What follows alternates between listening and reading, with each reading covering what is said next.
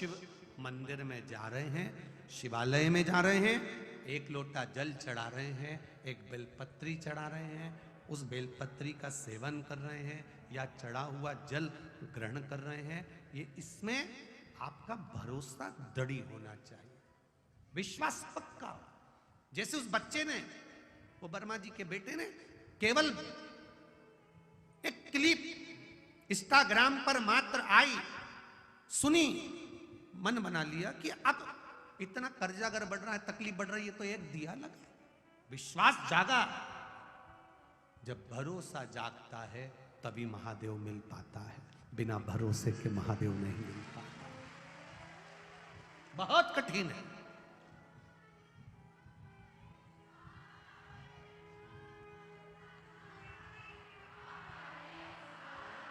बोल बम का नारा है। जब विश्वास जागृत होगा तब परमात्मा का मिलन होगा, तब तक परमात्मा का मिलन नहीं हो सकता। भटक लो आप, जितना भटकना हो तुम्हारी जिंदगी में उतने भटको। कोई कहेगा हमारे यहां जाओ, हम ये चमत्कार कर देंगे, हम ऐसा धन निकाल कर दे देंगे, हम गड़ा हुआ धन निकाल कर दे देंगे। कोई तुमसे कहे रातों रात तुम्हें करोड़पति बना दूंगा, किसी के चक्कर में मत आना, कब वो तुम्हें रोड़पति बना दे भरोसा नहीं है। कोई तुमसे कह दे कि रातों रात करोड़पति बना दूंगा, धनपति बना दूंगा, वैभवपति बना दूंगा, ना ना ना ना, स्मरण रखना, लंकापति रावण को भी करोड़पति बनना था तो पहले तप साधना करी है महादेव की।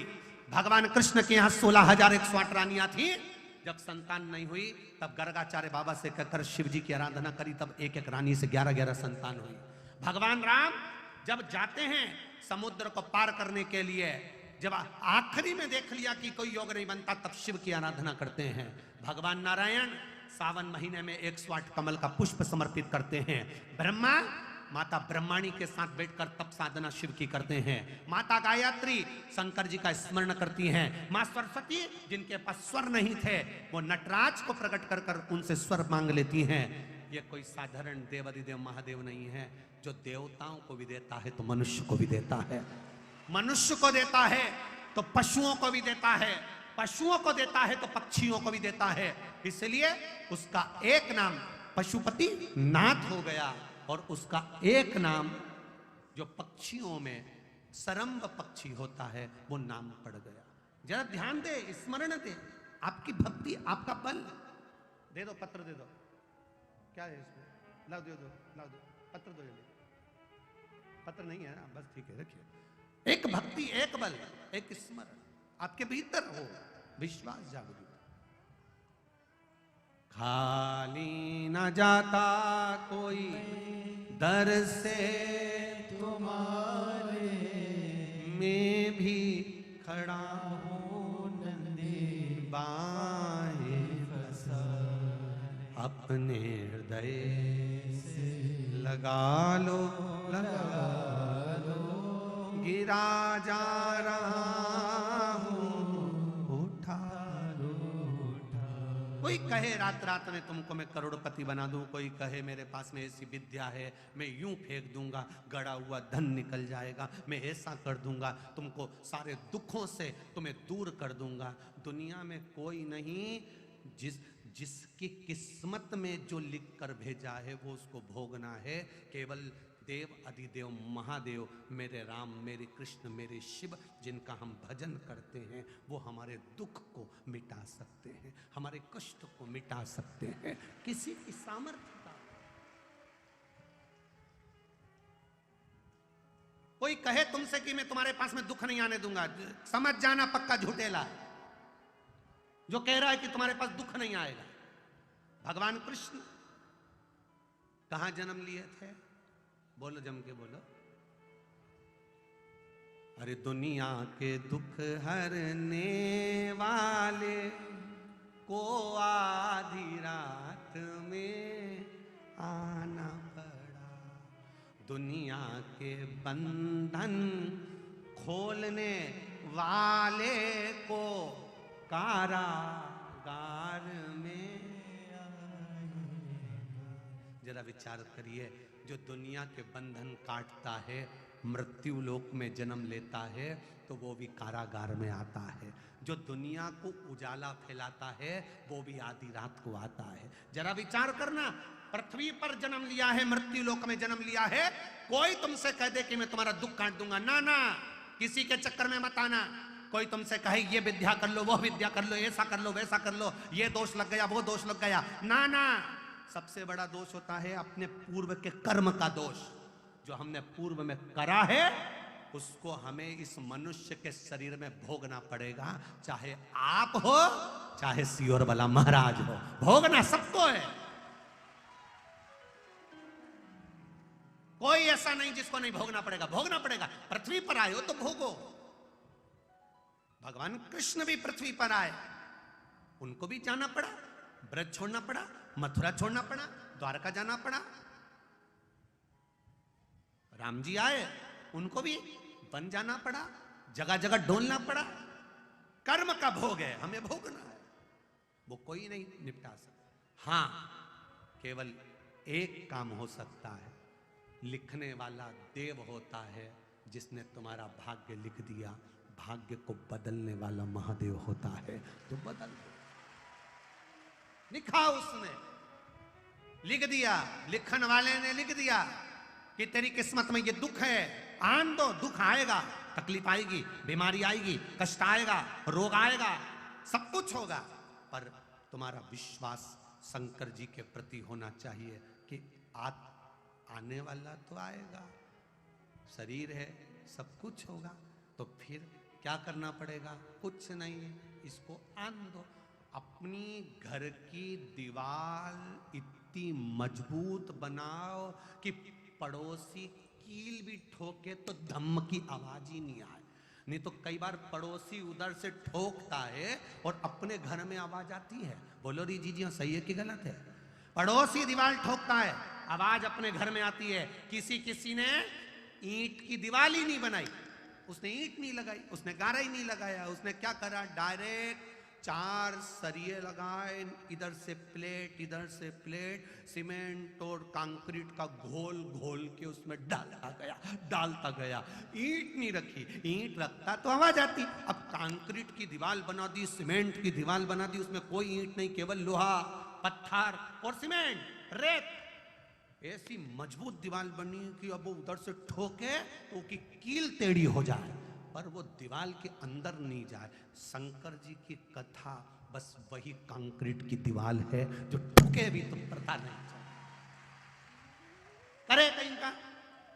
अब कई लोग कहते हैं उसने हमारा बुरा कर दिया, उसने ये कर दिया, उसने टोना मार दिया, उसके भूत लग गए, उसके परित लग गए, उसको ऐसा हो गया, उसको ना ना ना ना।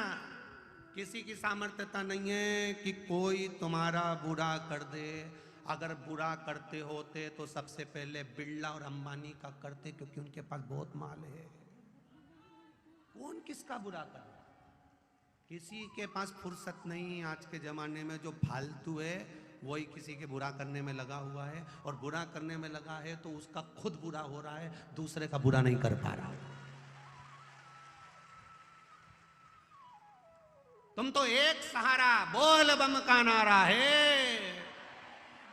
बस कोई कह दे तुम्हारे यहां ये हो गया, तुम्हारे यहां ये हो गया, उसने ऐसा कर दिया, उसने वैसा कर दिया, उससे कह देना महाराज जी तुम्हारे पांव किधर है, एक बार पकड़ा दो, बस पकड़ा बहुत।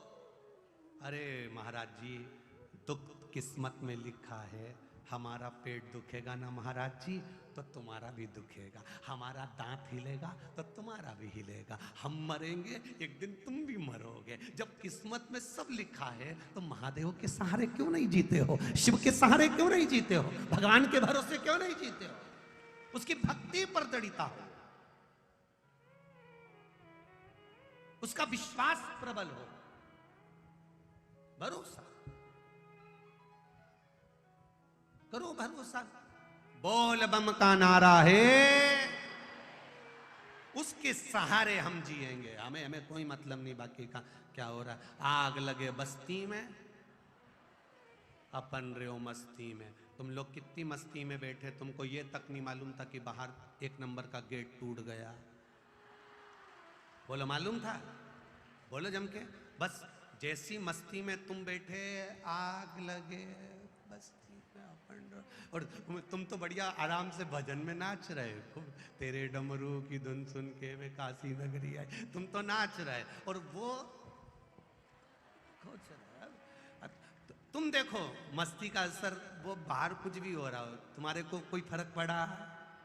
तुम तो बढ़िया सिर्फ पल्लू वल्लू लिए ना बैठे, और जरा सा, और पानी वाले तुम्हें पानी दे रहा है, फ्रूटी वाले फ्रूटी दे रहा है, बिस्कुट वाले बिस्कुट दे रहा है, टॉफी वाले टॉफी दे रहा है, संतरा वाला संतरा, केला वाला केला, ड्राई फ्रूट्स वाले ड्राई फ्रूट, तुम आराम से बैठ रहे, आराम से खा रहे, बाकी के लोग उधर कछु भी करे, अपने कोई फर्क नहीं, बस ऐसा कैसा ही तुम्हें अपने घर में रहना है। सास क्या कह रही है उससे मतलब नहीं, बहू क्या कह रही है उससे मतलब नहीं, पति ने क्या कह दिया, बेटे ने क्या कह दिया, जरा सी देर के लिए मुंह फुला के बैठ गए, फिर थोड़ी देर में गुस्सा आ गया, थोड़ी देर में चिल्ला चोट करने लगे, थोड़ी देर में मन अपसेट कर लिया, मूड अपसेट कर लिया। ना ना ना ना, कोई मूड अपसेट नहीं, आज से नियम लेकर जाती हूं, कहने वाला कहता रहे, अपन शंकर का भजन करते रहेंगे। जाओ कहे तो बहू कुछ कह दी, भगोने जैसा मुंह लेके बैठ गई, सास ने कुछ कह दिया, भगोने जैसा मुंह लेकर बैठ गए, उसने कुछ कह दिया, भगोने जैसा मुंह लेकर बैठ गए। जरा जरा सी बात में किसी के कहने पे तुम अपना मूड क्यों अपसेट करते हो? क्यों अपसेट करना? वो जितना जितना बोले, बहू जितना आड़ा टेढ़ा बोले, तुम उतना जोरदार आंखों में सुरमा लगा ले। सास जितना जितना तुमको टॉर्चर करे, तुम उतनी खजूर वाली चोटी बना ले। और इतनी जोरदार तैयार भैया होके तो सास भी के बताओ, इसको इतनी गाली बकरी, इसके बाद इसको कोई असर नहीं, तो उसको भी कह देना आग लगे बस्ती में, अपने कहीं कर शिव कथा कह रही है, तारकासुर जो उपद्रव कर रहा है, शंकर जी के सम्मुख में बैठ गए। बैठने का जो फल है वो यहाँ शिव महापुराण कह रही है, कहाँ बैठना चाहिए कहाँ नहीं बैठना चाहिए। शिव महापुराण कथा कहती है, किसी मदिरा पीने वाले के साथ कभी मत बैठो, जुआ खेलने वाले के साथ कभी मत बैठो, गलत काम करने वाले के साथ कभी मत बैठो। तुम मदिरा नहीं पियोगे, तुम जुआ नहीं खेलोगे, तुम मांसाहार नहीं करोगे, तुम गलत काम नहीं करोगे, तो भी उसके साथ बैठे हो ना, इसलिए इल्जाम तो तुम पर भी लग सकता है, इसलिए मत बैठो। एक कौवा मानसरोवर पर आ गया, हंस से दोस्ती हो गई, सब हंस चले गए, एक हंस ने कौवे से दोस्ती कर ली। कौवा कहता है मुझे भूख लग रही है, हंस मोती चुक कर देता है, ये लोग खा लो। कौवा कहता है हम ये नहीं खाते, मोती से तो हमारे चोंच टूट जाएंगे, हम नहीं खा सकते, फिर हम तो यही खाते हैं। जो हंस खाता था, हंस ने कौवे को दिया, कौवे ने खाने से मना कर दिया, भूखा रहने लगा कौवा, हंस से बोला चल मेरे गांव चल। कौवा हंस को लेकर शमशान में पहुंच गया। शमशान में बड़ के पेड़ के ऊपर बैठे थे दोनों। हंस ने कहा मुझे भूख लग रही है, कौवे ने कहा भी लाता हूं। दौड़ कर गया, मरे हुए कुत्ते का मांस उठाकर ले आया, हंस को देने लगा। हंस कहता है मैं ये नहीं खाऊंगा क्योंकि मैं तो मोती चुकता हूं। कौवा कहता है हम तो यही खाते हैं, ले खाओ। दोनों बात कर रहे थे, मांस का टुकड़ा नीचे गिर गया, कोई राजकुमार बैठा था उसके शरीर पर गिरा, उसको क्रोध आ गया।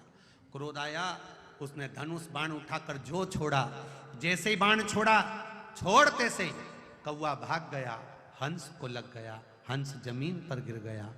राजकुमार ने कहा हंस देव, मैंने तो कौवे को मारने के लिए बाण छोड़ा था, यह बाण तो आपको लग गया। हंस कहते हैं इसमें गलती तुम्हारी नहीं, गलती मेरी है, मैंने गलत व्यक्ति का संग कर लिया था, उसका दंड मुझे मिल गया। गलत व्यक्ति का संग करोगे तो भोगना तो है। चोरी करने वाला चोरी कर कर चले जाता, चोरी कर कर चले जाता। एक आपको बहुत अच्छी खबर सुनाना। परसों की बात, दरवाजे पे खड़े होके कुछ बेटा बेटियों ने पत्र भेजा ऊपर कक्ष में। पत्र कक्ष में अभी भी होगा, उसमें लिखा था, हम लोग जहाँ कहीं कथा आदि होती थी वहाँ चोरी करने जाते थे। आपने कथा में हमारे पूर्वजों को बखान दिया, 71 पीढ़ी को। आज से नियम लेते हैं, कभी चोरी नहीं करेंगे।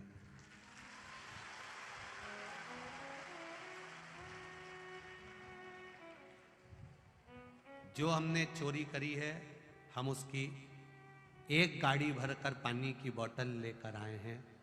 हम चोर की अगर बोतल पानी की बाबा स्वीकार लें तो हम दे दें। उन्होंने गाड़ी भरकर हमारे पास में आकाश ने, वह बच्चा जो मेरठ के पास का, उसने कहा गुरुजी है। हमने कहा उनको बोलो तुम पानी बंटवाओ, जो हो गया पछतावे से सुंदर, प्रायश्चित से सुंदर और भगवान के सामने एक बार कह देने से सब पाप सब धुल गया। बट इससे बड़ी प्रसन्नता कुछ नहीं हो सकती जीवन में। आपने हमारी 71 पीढ़ी को बखान दिया, हमारा भी दिल का छोड़ गया कि हमारे पूर्वजों को धिक्कारा जाता होगा। धन्यता, नमन आपके विश्वास को, साधुवाद। कोई नहीं सुधारेगा आपको, आपको अपने आप में सुधारना। सियोर वाला महाराज तो 7 दिन कथा कहकर चले जाएगा। दूसरे महाराज भी आते हैं, कथा कहते हैं, चले जाते हैं। सुधरो तो ठीक है, नहीं सुधरो तो ठीक है, कहते कहते समय की अवस्था जाती चली जाती है। हमारे पास तो कोई ऐसी बूटी भभूति या कोई ऐसा मंत्र तंत्र भी नहीं है जिससे हम आपको कुछ सुधार दें। आपको खुद सुधारना। हम सुधरेंगे, युग सुधरेगा। हम बदलेंगे, युग बदलेगा। अपने आप को हमें सुधार, स्वयं। आज के जमाने में एक देवरानी का बच्चा गलती करता है, जेठानी एक बार डांट देगी, 2 बार डांट देगी, 3 बार डांट देगी। चौथी बार जेठानी डांटेगी तो देवरानी को बुरा लगने लगेगा कि मेरे बच्चे को कैसे डांट दिया। ननंद का बच्चा गड़बड़ कर रहा है, भाभी ने कुछ कह दिया, भाभी का बच्चा कुछ कर रहा है, ननंद ने कुछ कह दिया। एक बार कहोगे, 2 बार कहोगे, डांट दोगे, तीसरी बार बुरा लगने लगेगा कि मेरे बच्चे को कैसे कह दिया। आज के जमाने में अगर कोई सुधारने का प्रयास करता है तो दुनिया के लोगों को वो बुरा लगता है। इसलिए कोई तुमको नहीं सुधारेगा। अपना सिर दुखा है तो अपने को गोली खाना है।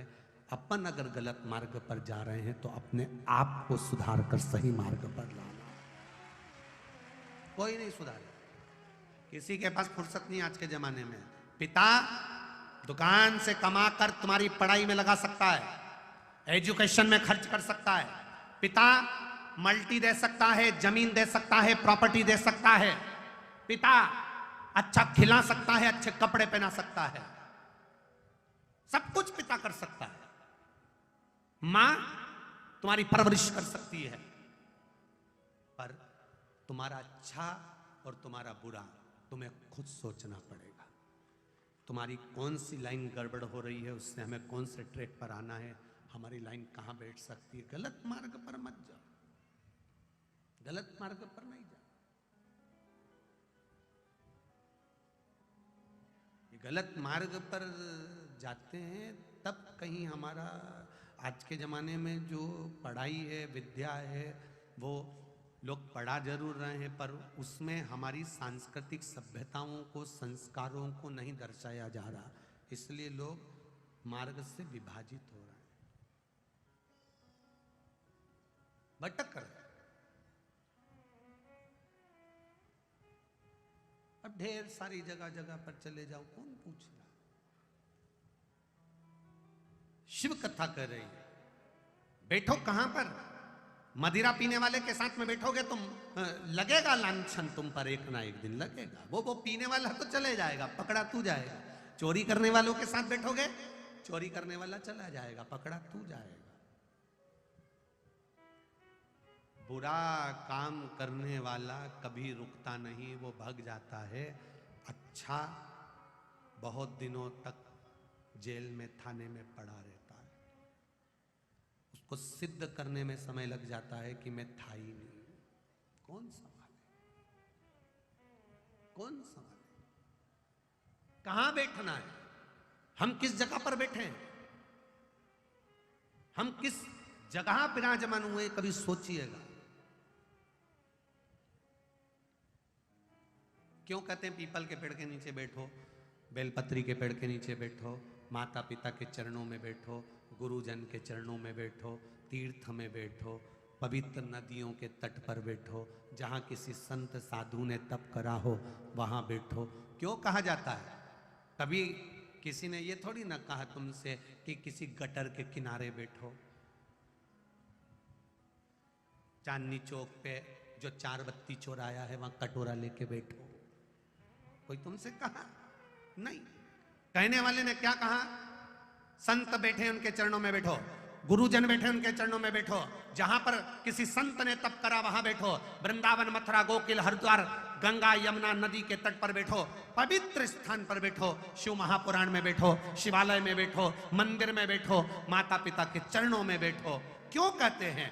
अच्छी जगह बैठोगे तो वहां से जो एनर्जी मिलेगी, वहां से जो ऊर्जा मिलेगी, वो तुम्हारी जिंदगी को संवारती चली जाएगी। अच्छी जगह बैठो।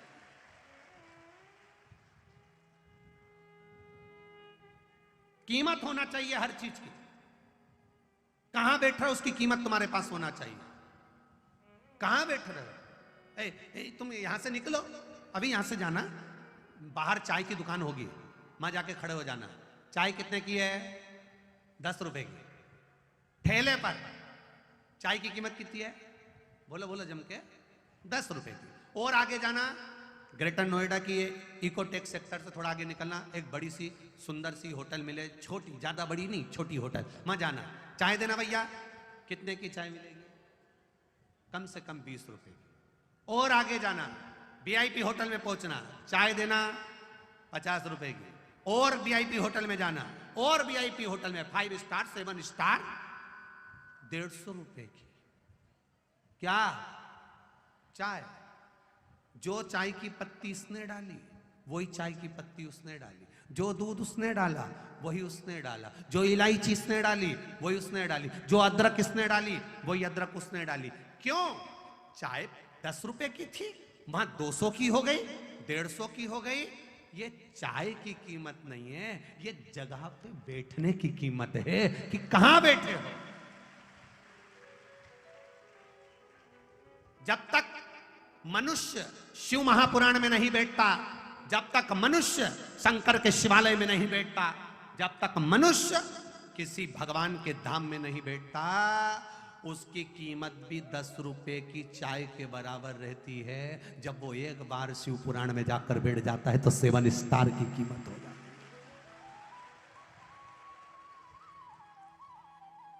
है। एक बार शिव महापुराण में जाकर बैठ गया, 5 स्टार 7 स्टार। परंतु हम तो कहते हैं सारे स्टार फीके हैं, तुम तो सुपर स्टार की गिनती में आ जाते हो अगर शिव तत्व को जान। शंकर की कथा में जो जाकर बैठ गया, शिव महापुराण में जाकर जो बैठ गया, शंकर के अनुमोदन में जो बैठ गया, एक बार जिंदगी में 1 लोटा जल चढ़ाना जिसने प्रारंभ कर दिया, शिव मंदिर तक जाना प्रारंभ कर दिया, वो सुपरस्टार की गिनती में आ गया। भले तुम देखना सुपरस्टार का जैसे लोग फोटो खींचते हैं, तुम रोज रोज मंदिर जाना तो चालू करो, तुम रोज रोज शिव के द्वार जाना चालू करो। जितने आसपास मंदिर के रहते होंगे तुम्हारे को घूर घूर के देखते रहेंगे। बताओ, रोज जाती है? रोज? ये तो सियोर वाला महाराज की पगली हो गई, रोज जाती है। ये तो रोज मंदिर पहुंच जाती है।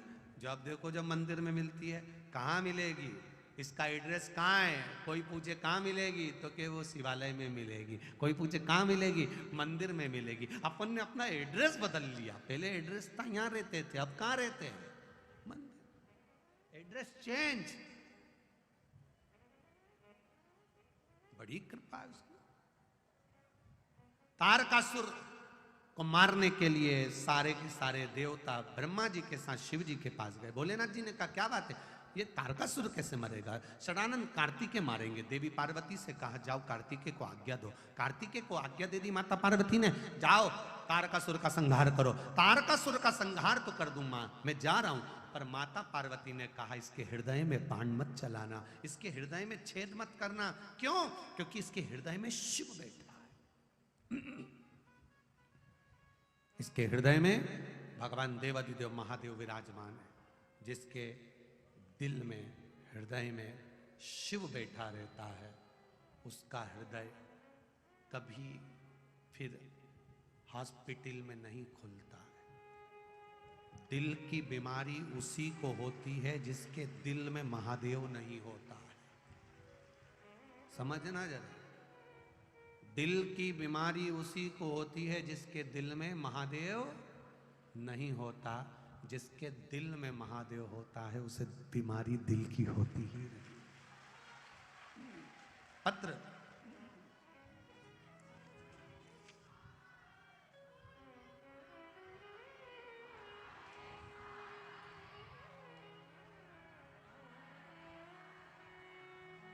शंभू शंभू।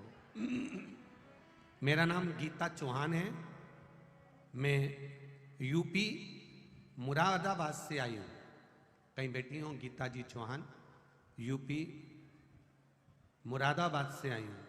कहीं बैठी हूँ तो हाथ हिलाइएगा।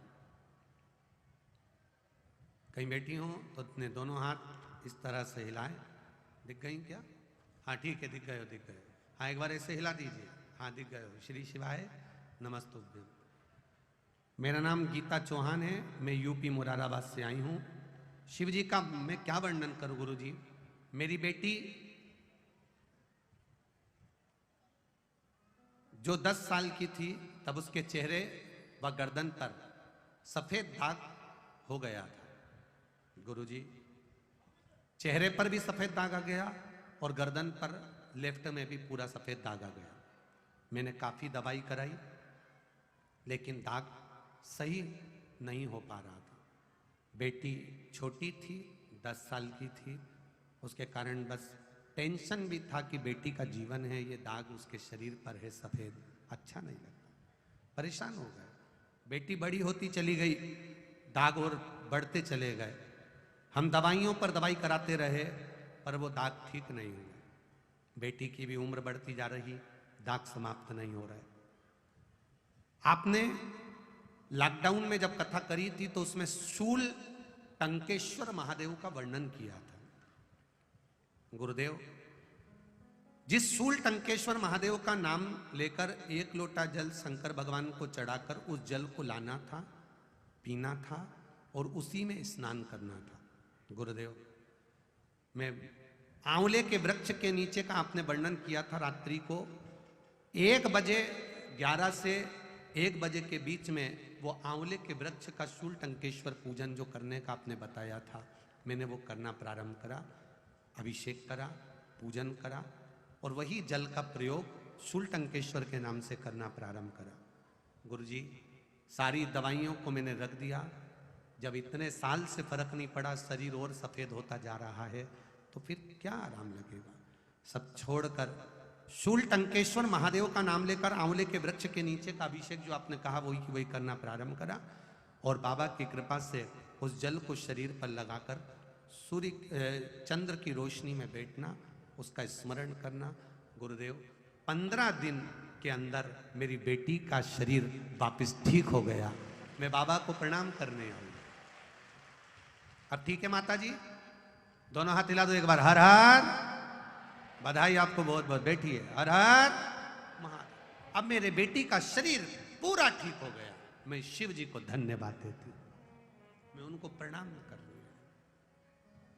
तेरी कृपा बिना नहीं ले एक भी अणु, लेते हैं श्वास तेरी कृपा से तनो तनो।